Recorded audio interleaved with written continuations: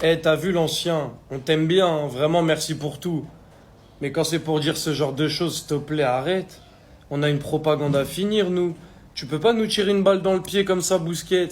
Busquets sur le ballon d'or. J'espère qu'Ousmane Dembélé pourra le gagner. Dembélé a été bien meilleur que les autres années et plus régulier. Nous savons le joueur qu'il est, la différence qu'il fait, ce qu'il peut faire. Il y a aussi des joueurs du Barça, c'est ça, rattrape-toi. Rattrape-toi, enfoiré.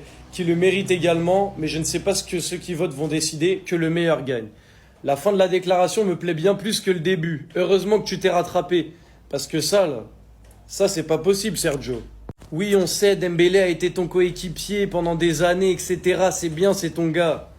Tu connais la vie des supporters barcelonais, on veut que ce soit un Barcelonais. Là, c'est un joueur du PSG dont tu parles. C'est pas un joueur du Barça. Même s'il a joué chez nous, c'est un joueur du PSG. Ça veut dire, faut que tu rejoignes la propagande avec nous, Lamine Yamal. Ce genre de déclaration là, heureusement que tu t'es rattrapé, hein. Il y a des joueurs du Barça qui méritent que le meilleur gagne. Parce que là, c'est quoi? Tu veux nous tirer une balle dans le pied? En tout cas, même si Busquets veut défendre son pote, Ousmane Dembélé, voilà, j'en ai rien à faire. C'est Joui Pintou, il veut défendre son pote.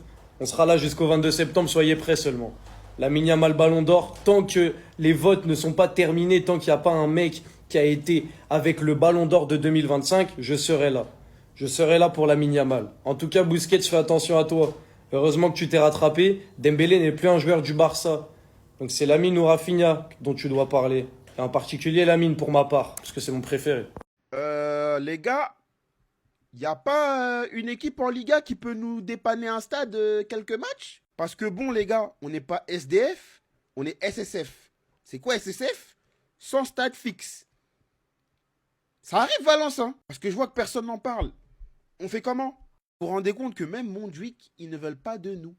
On est à la rue. Le Barça est en train de trouver une alternative pour pouvoir jouer contre Valence.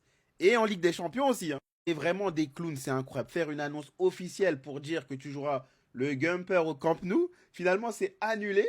Annule le match pour ne même pas être capable de jouer en Liga au moins chez nous. Après les Madrilènes, pour tous les scores qu'on vous a mis l'année passée, surtout au Bernabeu, c'est notre stade maintenant. On peut pas s'arranger pour jouer là-bas, non?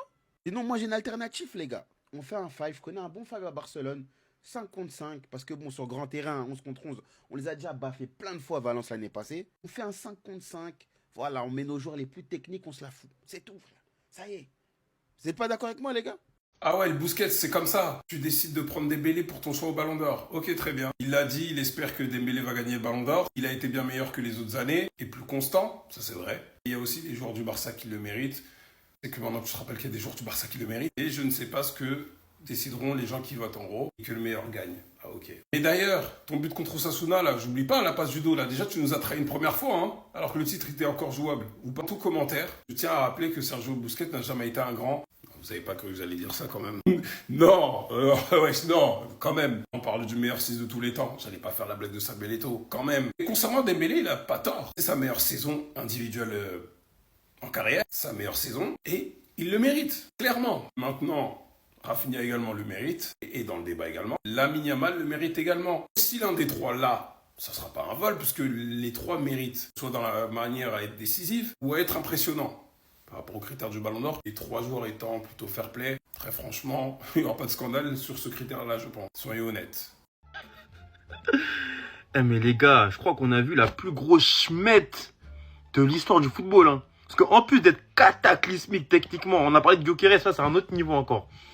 Mais quelle schmette! Bon, United a perdu au tir au but face à Grimsby. D4. Ça on l'a vu, c'est super grave. Mais il est allé tirer son penalty en 9e, les gars. Mais c'est du jamais vu. Une recrue 80 millions, t'es parti en 9e. Bon, il l'a mis, hein. Heureusement, j'ai envie de dire. Onana est allé devant lui. Si je dis pas de bêtises. Maguire. De Ligt. Mais des noms, des défenseurs, des trucs. Mais t'as même pas honte de rien, toi.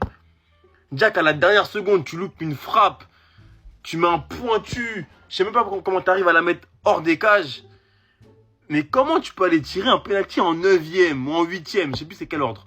C'est grave, hein, les gars. Peut-être que je suis fou, dites-le moi en commentaire, les gars. Mais c'est une schmette. Mais je crois que c'est... Moi, je voyais les passagers aller frapper leur penalty, mais j'étais en mode... Il est où Zesco, là? Il est sorti? Il est pas sorti, c'est juste une schmette. Une schmette. Mais de grande envergure, celle-là. Waouh! T'as pas honte, toi? Heureusement, tu la mets. Heureusement, parce que là, je t'aurais pas loupé. Là, waouh, je t'aurais fait la totale. La farce Amorim, elle va durer encore combien de temps à Manchester United, les gars? Combien de temps on va encore avoir cette gigantesque blague, cette grande escroquerie à Manchester United, les gars? Parce que ce soir, t'es éliminé par une D4 anglaise en EFL Cup, dans un match où t'as été mené 2-0 à la mi-temps. Heureusement qu'avec son armada offensive, il a été capable de revenir au score à la 88e minute, mais les gars, son bilan, il est catastrophique. 7 petites victoires en plus de 30 matchs désormais, un jeu immonde. Pourtant, c'est pas faute d'avoir des recrues, les gars. Depuis le début de saison, on attend encore on attend encore d'avoir un match un peu sympa. On a eu une mi-temps. Allez, une mi-temps face à Arsenal. Allez, maintenant à Manchester United, on se contente de se maintenir à la 17e place de Première League et on se contente on a perdu face à Arsenal, mais on n'a pas été mauvais en balançant 80 millions, 70 millions à tout bout de champ sur la moitié des attaquants d'Europe. Les gars, à un moment, Amorim, on le savait quand il est arrivé. Il a réussi au Sporting dans un championnat particulier qui lui convenait, avec une équipe qui était en très grande forme, avec un Gyökeres qui éclate et tout. Mais la seule chose qu'il a montré depuis son arrivée à Manchester, c'est qu'il n'a pas les épaules, les gars. Il n'a pas les épaules. Et surtout, à quel moment tactiquement il est capable de s'adapter? Parce qu'on a un coach, passé son 3-4-3, je sais pas, il est capable de tactiquement de changer son équipe, d'apporter quelque chose d'autre. Non, les gars, sorti de son 3-4-3, il est perdu. On a la sensation que lui, le jour où il arrête de mettre un 3-4-3, je crois que il a un piège, il a un gage, les gars. C'est pas possible autrement. Aujourd'hui, t'as pas du tout l'équipe pour fonctionner comme ça. T'as un Bruno Fernandes qui te fait jouer en double pivot dans un milieu à deux. Ça n'a aucun sens.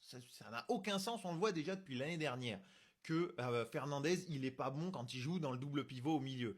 Mais il continue de nous l'aligner là, les gars. Et on se demande à Manchester combien de temps on va lui donner encore. C'est-à-dire que cette année, c'est quoi l'objectif? C'est on finit au moins dans le top 10 de Première Ligue. Peut-être c'est ça l'objectif, en dépensant des 80 millions à tout bout de champ.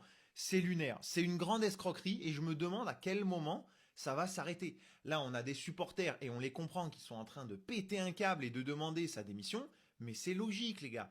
Amorim, ça fait déjà des mois et des mois qu'il ne devrait plus être là, les gars. Ça suffit. Il faut un vrai coach aujourd'hui à Manchester pour une équipe qui a de la qualité incroyable. Aujourd'hui, tu as quand même un 11 potentiel avec un Fernandez en 10, du Mbeumo, du Sesco, du Cunha qui est monstrueux.